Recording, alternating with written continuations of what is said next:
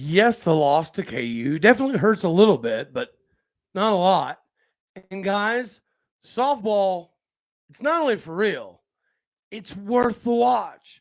It's worth getting pumped up for because they're good. You are Locked On Oklahoma State, your daily podcast on the Oklahoma State Cowboys, part of the Locked On Podcast Network. Your team every day.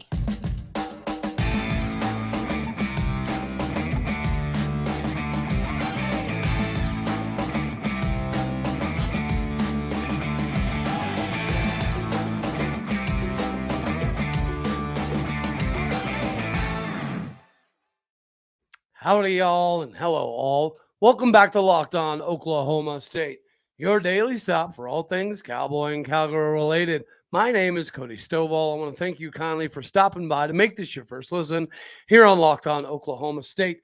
We're available on all of your podcasting platforms as well as YouTube. And today we are brought to you by FanDuel. Make every moment matter more with FanDuel, the official sportsbook partner of the NFL. So as we're rolling even deeper into the basketball season, I think it's not rocket science to sit here and say that this loss to KU, not that big of a deal. I mean, we were definitely the hottest team in the conference going into the game. So we drop one, and the worst part to me wasn't necessarily the loss. It was the loss in front of, a really good crowd. Almost, it was 11,156. That's a pretty good crowd. I honestly thought it'd be a hair more, but that was, my baseline expectation was at least 11K. And really, the only thing this changes is the fact that KU has a legit shot, right, of overtaking Texas for that top spot. Are we out of it? Absolutely not. And we've got a really crucial trip to Fort Worth coming up to play, another top 20, 22 team in TCU. We all know that Jamie Dixon's going to have his squad ready to rock and roll for this one. There's a reason that he's a legend, that he's been doing this for a very long time, dating back to his days at Pitt. His ability to have these guys prepared, especially at home, it's really going to be a fun thing to see how we rebound. Because we haven't really been punched in the mouth in a while, right? We got on that streak where we won 7 of 8 and over 5, and we had 5 in a row. And, we had that massive win up in Ames, Iowa. And I thought maybe even that game in Ames, Iowa would be somewhat telling of the trajectory, right? I honestly thought that at that time, as hot as we were, that, it was going to slow down. And I thought maybe it was going to happen in Ames. And then it didn't, right? We controlled the game from the onset in Ames, Iowa. And then in Gallagher Arena, it was close the whole game. But, kudos to Bill Self and KU for having the ability to answer. That's the thing is, did we go 8 minutes and 24 seconds without scoring like last time? No, we didn't. But we did go 3-4 minutes without scoring. And again, that's the difference. When you're playing a team that good, I mean, your defense can be stellar, and it typically has been all year. But even if your defense is that good, it's going to diminish, right, some of what you're doing on both sides of the ball. So now this trip to Fort Worth becomes, a big one in the sense that it can put us back on track. Because I don't want us to lose sight of the fact that we crept our way up and up and up all the way into contention for the regular season Big 12 championship title. And it's still there. So just because, we lost a game to KU and Texas seems to be cruising pretty well, we've still got some quality basketball coming up. And we've got major road games. And major road games in the Big 12 are what? Quad 1 wins. Even if you go to Morgantown. Even if West Virginia is having what they would consider to be a down year. I would consider what West Virginia is going through is traditionally speaking, a down year for Coach Bob Huggins, also known as Huggy Bear. That's honestly one of my favorite nicknames of all time. And I was a big Bob Huggins fan back when he was coaching Cincinnati. So I'm glad that he's had the ability to kind of turn this ship around, to give himself some more time, because I just, for storyline purposes, really wanted to see that West Virginia and Cincinnati matchup, with them both being in the Big 12, with Coach Huggins. And Cincinnati, when they had Coach Bob Huggins, they were a big time basketball program. They expected to not only go to the tournament every year, but they expected to compete and win their conference title every year. And just in case people tend to forget, the Big East used to be the Big 12. The Big East used to run basketball. And a lot of people were just, not sold on the idea of that being the only revenue source for a stake of control, really. So that's why you've seen kind of things navigate the way they are. Now, we control basketball, but we're also relevant enough in football that from a monetary perspective, we're going to continue to keep this thing humming at a pretty good clip. And you guys have already heard me talk about the future of the Big 12, the future of Oklahoma State, both of which I think are very, very bright. We just have to continue to capitalize. KU would have been a very big win, but in the grand scheme of things, it wasn't a massive loss by any stretch. And Caleb Boone stays hot, dropping 27 points.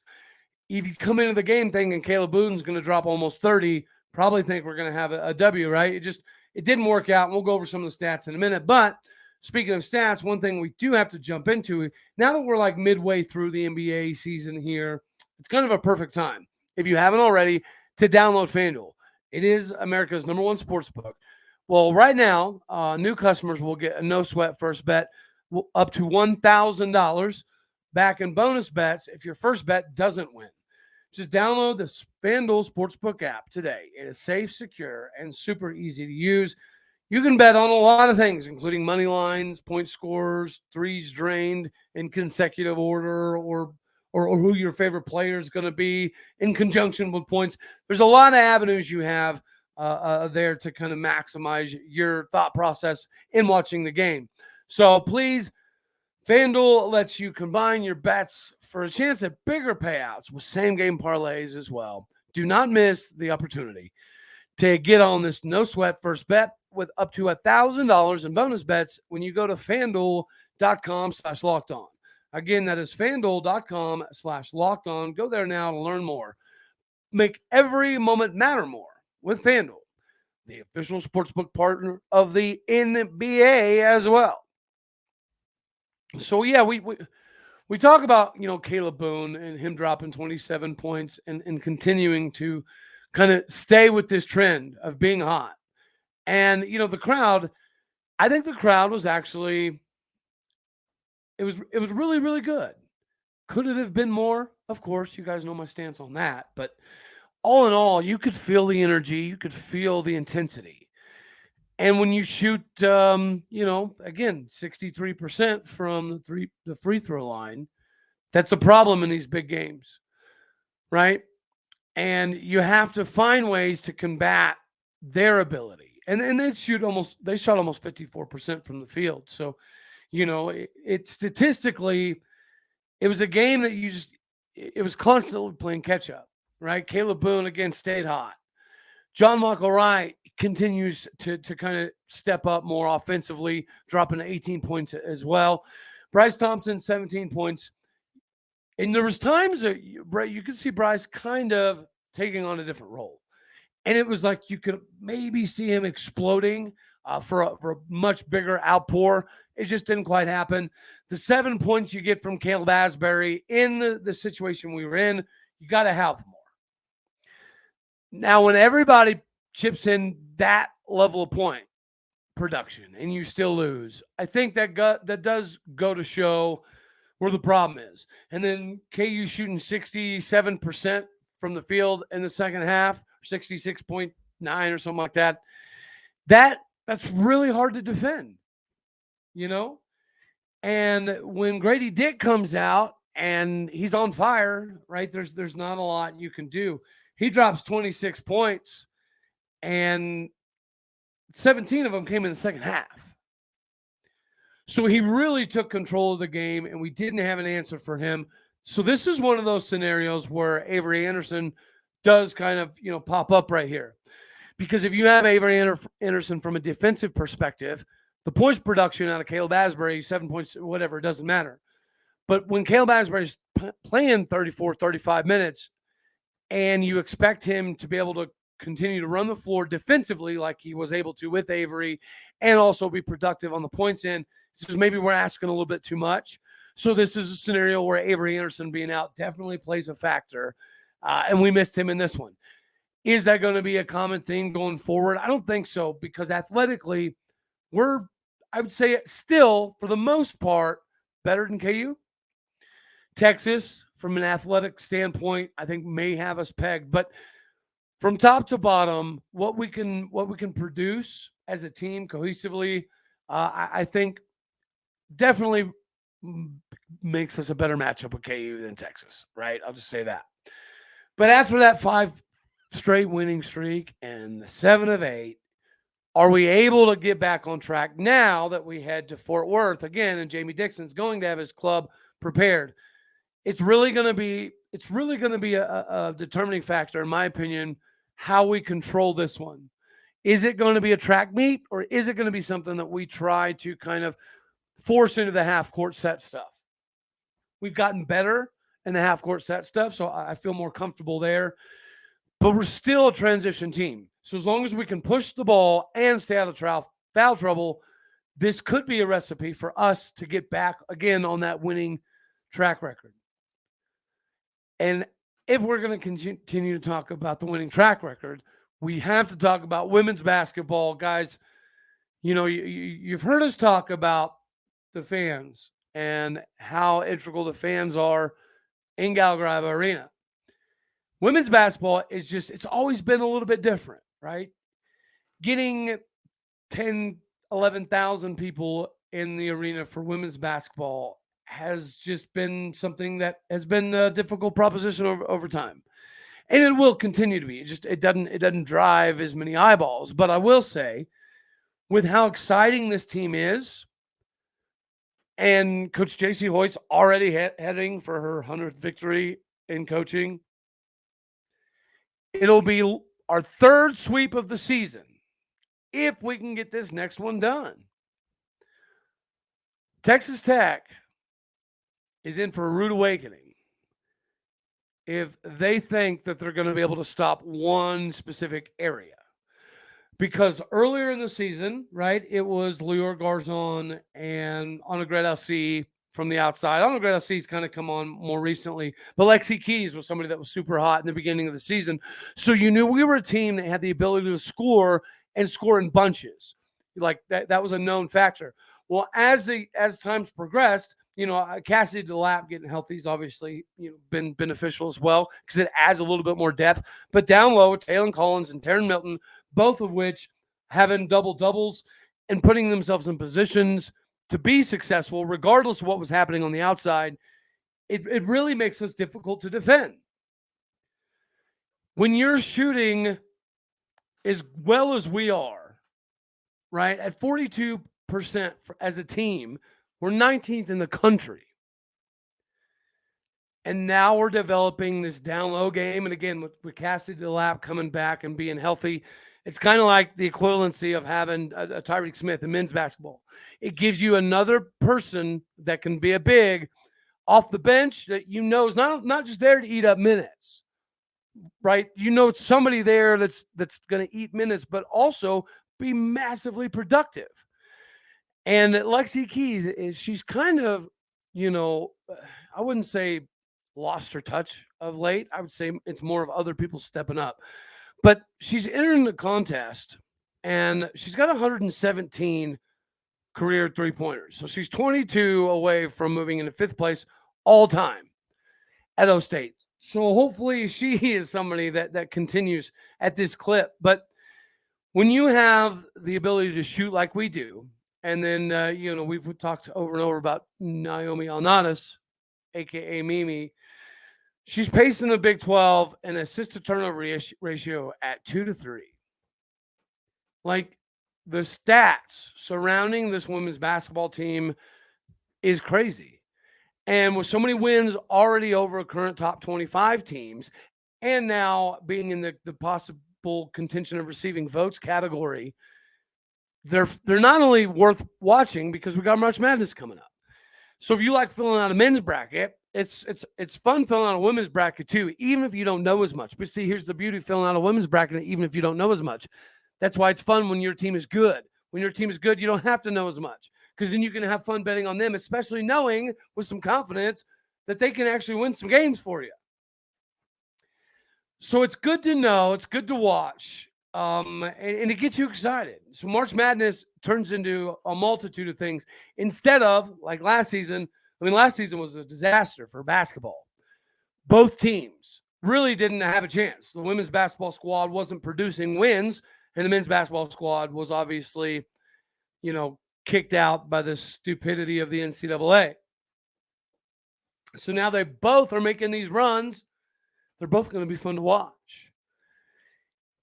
Another thing that is insanely fun to watch is the softball squad. Now, I'm not surprising anybody there. Because we did come into the season ranked number 3 in the country. Now, we did fall to number 5, which I do find a little odd, given the level of competition that we played in the Puerto Vallarta Classic tournament in Mexico. The level of competition in and of itself should have dictated that we stayed where we should have been. But I understand kind of dropping to number 5. But since then, we've been on an absolute tear still. So this softball squad, if we're talking about stuff, right, tickets and the price of admission and whether you're buying a ticket and it's going to be worth the price of admission, this softball squad is insane. And for those of you that are like, but Cody, baseball is so boring to watch. Okay, I can understand that one. Softball's not. It's much more fast-paced. And they have such a small area to do everything in. That's what blows my mind. Like, I would be super sketched out getting into the softball circle with some of these players. Like, it's absolutely insane, but it also lets you know how good we are.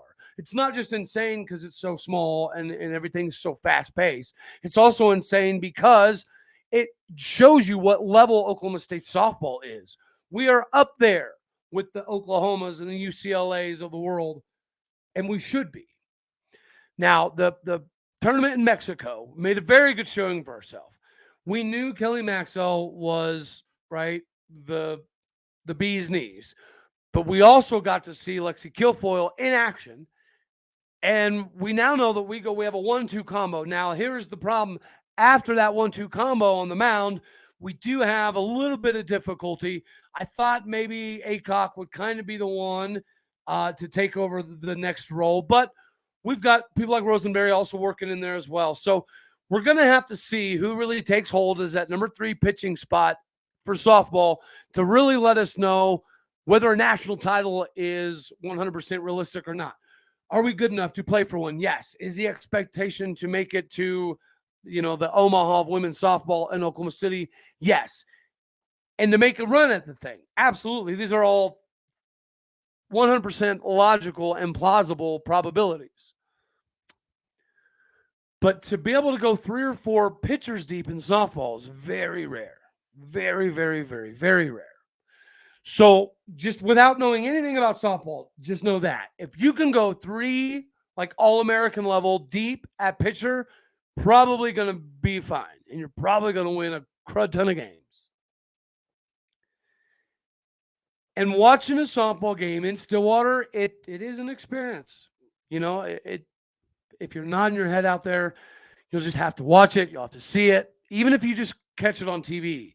The stuff we've done with the outfield, right? The way we've built like the wooden decks and stuff out there, it's amazing. And to see how crazy it goes with Gatorade and water and whatever else flying all over the place for a softball event. It's amazing to see where our softball is now. It's phenomenal to guess where we're going to be, because I would bet money that the next big thing on the docket is that softball stadium. Now, it's been talked about before, and we've got more money going into football, but football, that's a revolving door of money. It always will be. But the softball upgrades, they're going to continuously come because we are going to continuously vie for titles. And when OU and Texas leave the Big 12, I hate to say that it's going to be almost too easy. Hopefully somebody like UCF. UCF's been really good lately. Hopefully they can continue at their trajectory as well. So we have another, heavy hitter in there. But we really, really want this season to mean the most because of the exit strategy of OU in Texas, right? We could win another Big 12 title. How sweet would that be? And again, it's worth every single listen or watch. They're that fun. Hopefully we can develop the pitching around. The hitting also is a little hit or miss, but we just ruled the Lady Texas A&M Aggies. That's always a fun one. And we know that we can continue to do this because we also ruled Nebraska right after. And guys, these are big time programs. It's not like we're talking about Valdosta State or Hofstra. This is how good we are. And now we have a statement to make. And this isn't even talking about the fact that we have a secret weapon at third base. It's funny. I was hearing some people talk about her and how she's kind of a liability in some aspects. But if you haven't seen Miss Megan Bloodworth play the game, you will appreciate it. You will appreciate it. There's a reason she was D1 in FCA Freshman of the Year finalist. And she's going to I think she's going to make a name for herself here. Our infield's already loaded. We know how good Kylie Naomi is. Rachel Becker's somebody that I think I'm a big fan of. Shine Factor's been here forever. We know what quality we have there. We know the speed of Caitlin Carlisle. We obviously know how good the pitching staff can be. Taylon Edwards, the young lady who's still technically supposed to be in high school. Yeah, she can play. So get excited for softball if you haven't. There's some new faces and new names that are going to make some noise in this one as well. So it's not the same characters, but you also know a lot of the same characters. So anyways, that's all we got for this one. We got a lot of good stuff coming up when it comes to basketball. So stay tuned. Softball, baseball. We're going to get into a little bit of all of it. And as always, I love you all. God bless. Go Pokes. And thank you for making this your first listen here on Locked On Oklahoma State. And I'll see you on the next one. Later.